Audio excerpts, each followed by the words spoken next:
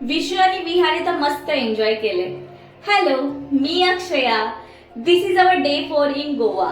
विहा काही झोपेतून उठतच नाहीये, त्यामुळे तिची मामीच एकटी बसली ह्या वाळूमध्ये खेळायला. अर्ली मॉर्निंगच आम्ही आलो होतो या बीच वरती आणि हॉटेलवर रिटर्न जाताना मात्र विहा जागी झाली आणि मस्त अशी स्माइल देत होती.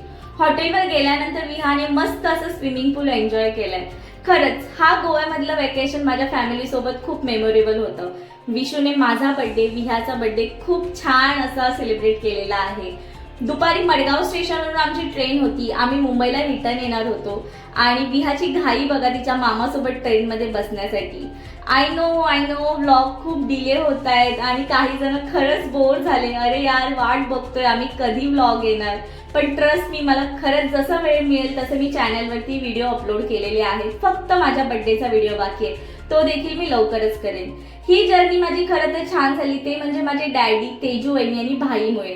कारण अर्ध्याहून जास्त टाइम विहा ही त्यांच्यासोबतच होती. भेटूया नेक्स्ट व्लॉग मध्ये. बाय.